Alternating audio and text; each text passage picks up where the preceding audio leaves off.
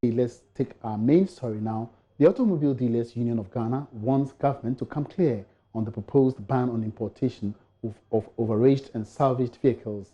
Addressing the media in Accra, regional chairman of the association, Edi Kusi Ankuma, warns the move will affect over 1 million jobs in the entire dealership business.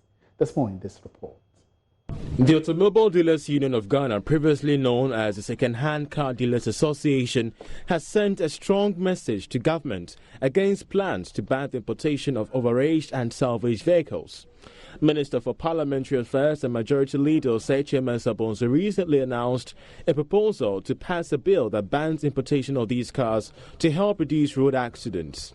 Responding to the announcement at a media encounter, President of the Automobile Dealers Union of Ghana, Eric Kwekubuatan, says a ban contravenes sections of the automobile policy which gives room for 10-year-old vehicles and salvaged cars. We are not going to sit down for them to dictate to us. The next step we are going to take maybe from Monday is that we want our brother, our senior officer, which is Honorable Chairman Sir, to do is that he should come out and apologize on what, because the documents which has been published to the public, it states that car from 1 to 10 years is not a ban. That is what we want to hear from him. He should come out and explain it well. But from 11 years upwards, we accept that. Greater Accra Regional Chairman of the Union, Edi Kusi Ankuma, believes the proposed ban on the importation of these vehicles is a ploy by government to grant foreign car companies a free market to determine market prices and dictate the business at the detriment of indigenous car dealers. He believes the move tells much about the approach government has for local businesses. We are not going to sit down for these laws to come out before we come out to talk.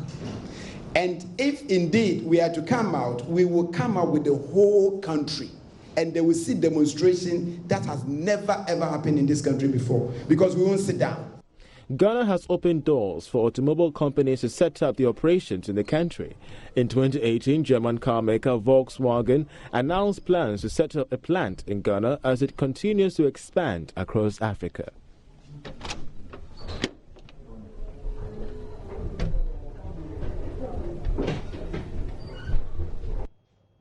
Our government has inaugurated 7 technical working groups to formulate a local strategy for the implementation of the Africa Continental Free Trade Agreement.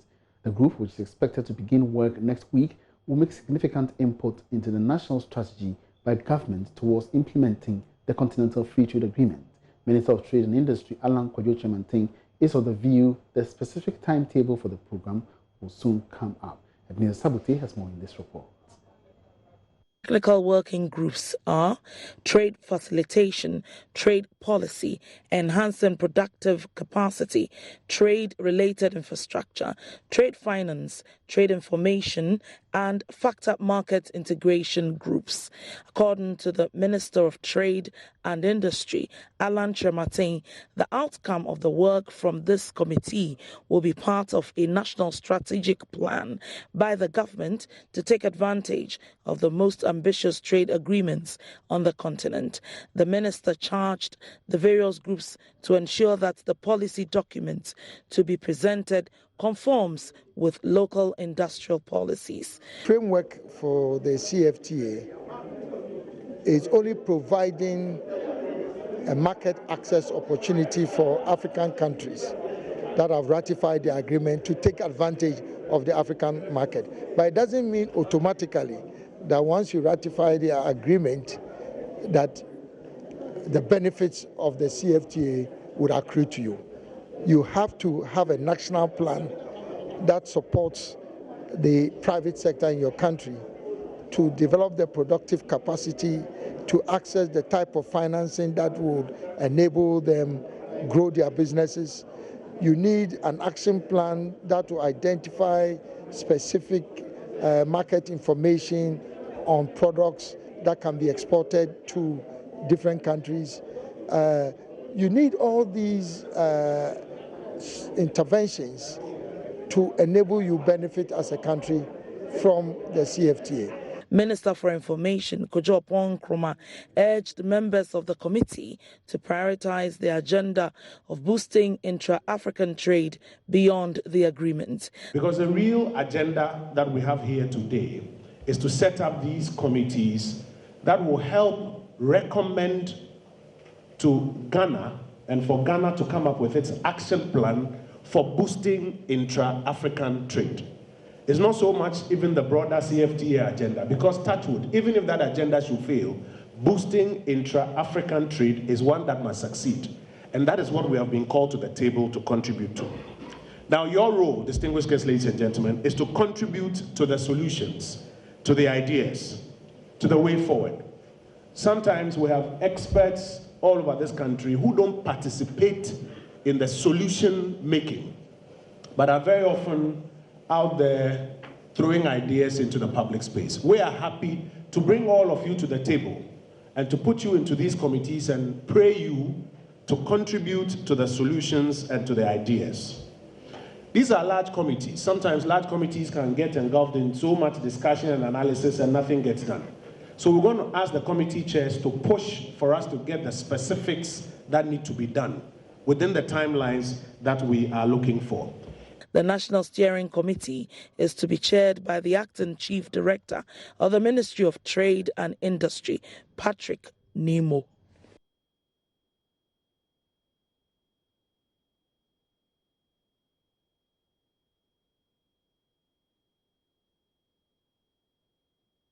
Private Enterprise Federation, PEF, is calling on private sector businesses to help eliminate corruption within the public service. According to the Federation, the constant delays by various state service providers has promoted corrupt practices. Speaking in an interview with Joy Business, Chief Executive of the Private Enterprise Federation, Nanasai Bonsu, called for a collaboration between the business community and PEF to fight these activities to help reduce Ghana's cost of doing business. You go on the premise that the misunderstanding that businesses are the supply side of corruption. But for business, once they have invested their money, they will do whatever it takes to continue to do business. Nobody in their right mind is going to dip into their pocket and give money freely unless there's a good reason for it. If you give them constant delays, he gets the message that, okay, this guy is looking for something. I have to be able to get a certificate to go and bid on this project that I think I can qualify. So they pay up. But what we tell businesses is that in that case, there's an avenue for you to report. If you report, we follow up. We see how the action is. And you heard one of the agents had said that when on an occasion arose that somebody had taken them, he ordered that to be repaid. So we're looking for collaboration. You can't do it in isolation or out of collaboration. There must be the will on the public sector and the will of the private sector to do business in a proper and responsible way. And that's how we're looking with this new charter, the demand from private sector. Go there, they said 2 days. If it's not 2 days, why is it not 2 days? And go there to see if they would do as indicated in their service charter. And then we also follow up on the part of the agencies. What is the private sector coming to demand? Are they rude? Are they courteous? Are they paying timely? And the other point that we didn't touch is the fee structure. Who keeps the fees is very important to allow the institutions to keep the resources to enable them to provide a service. Because private sector, we're paying what we call user fees. And if you're paying user fees, you're not getting the services, then there's a problem.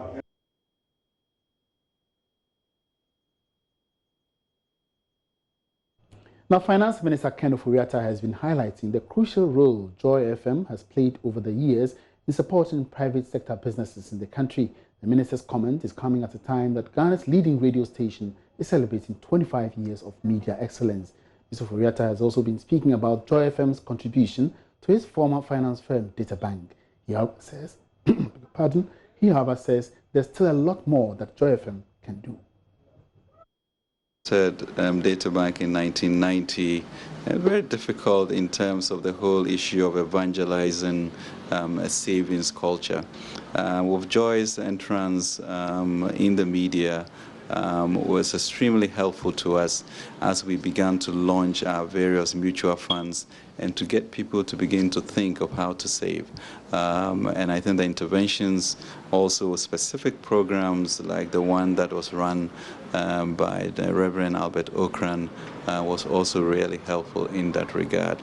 But I think now as a politician, the issue of truth in messaging and bringing the facts of where the economy is going are just crucial. And for me, as I mentioned, the Lord is doing a new thing, and do we not perceive it?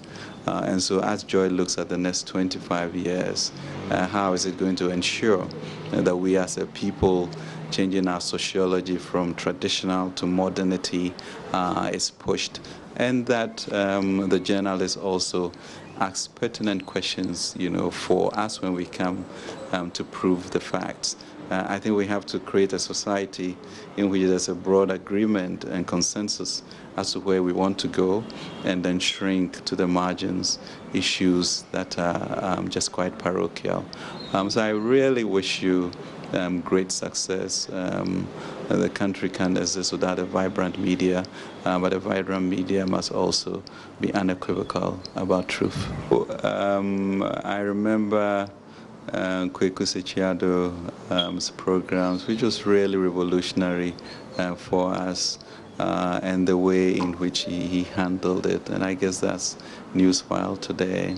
I think that really sticks to mind, just to see the progress that came through that.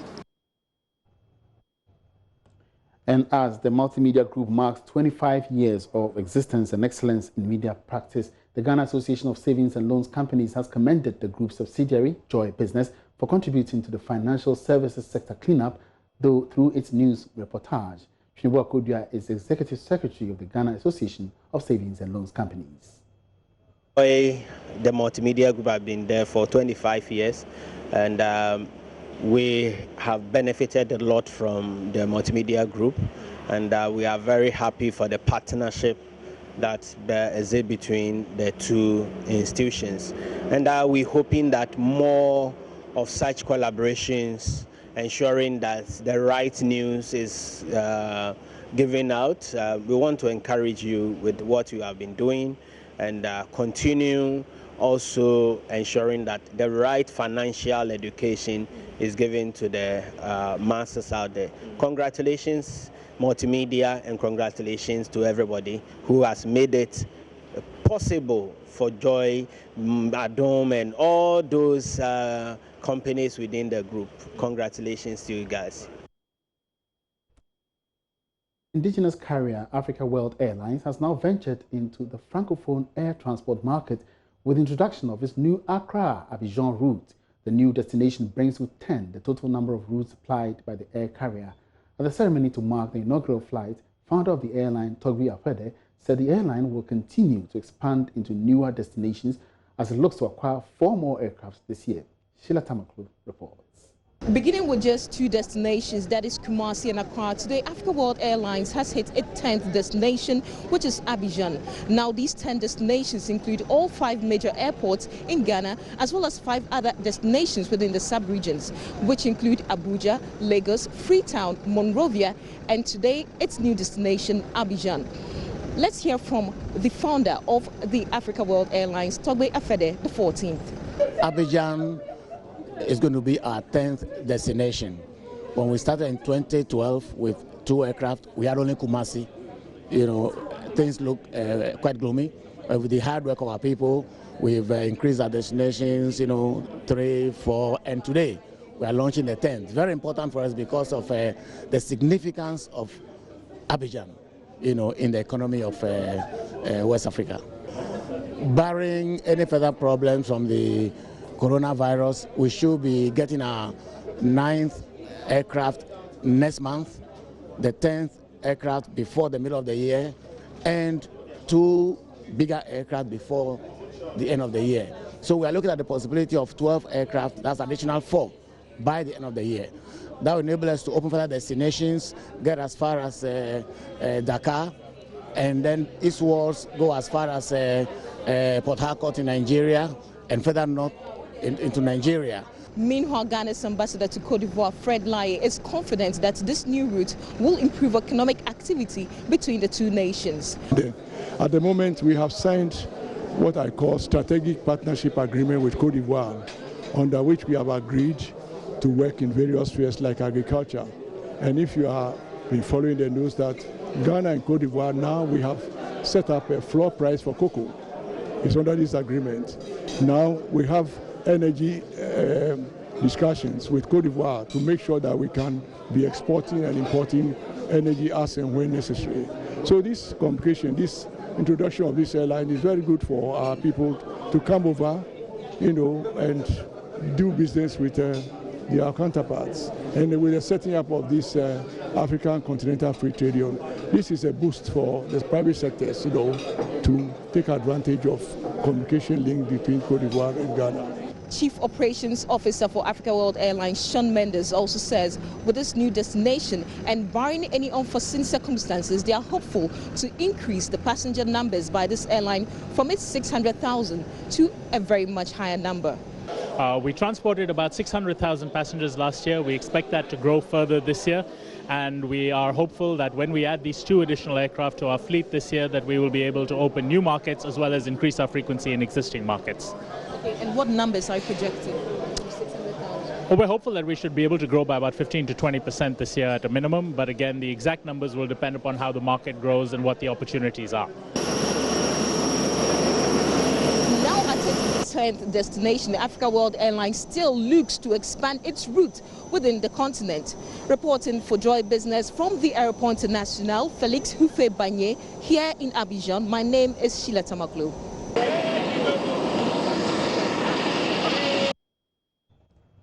Now, international media network Bloomberg is reporting that Tullow has received approval from Ghanaian authorities to flare gas when necessary to support its offshore fields.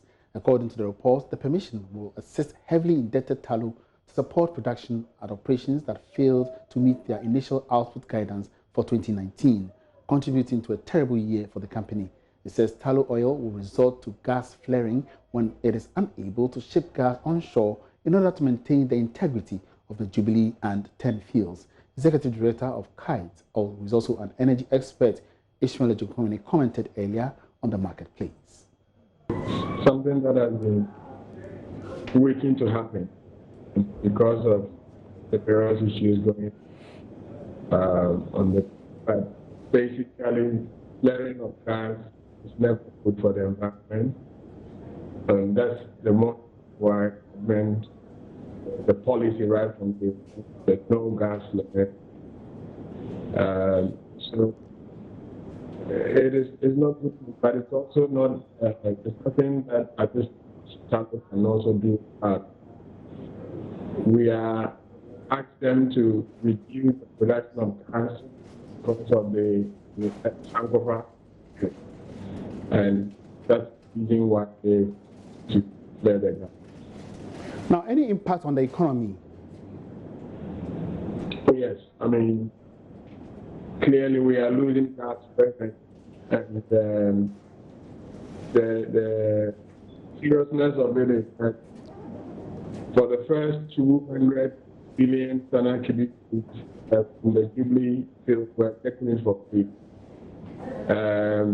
So after that, if we end up clearing all those because we weren't able to utilize them, then we're going to have to after we've exhausted 200 billion standard cubic feet. So we're losing revenue, and we're also going to end up costing that leeway that they gave to us by exhausting the volumes that we start paying for them.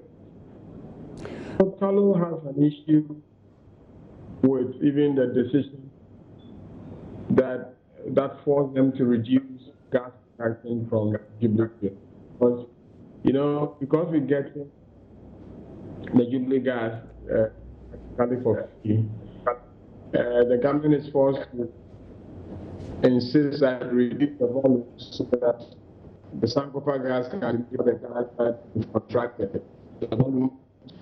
The more we gas from the fewer gas from Sankofa. And that's it for tonight's Business Life. Many thanks for watching. My name is Emmanuel Abuaji. For more business news, log on to myjoyonline.com/business. And as a reminder, Joy News is now free to air and sponsored by EcoBank. Have a good day.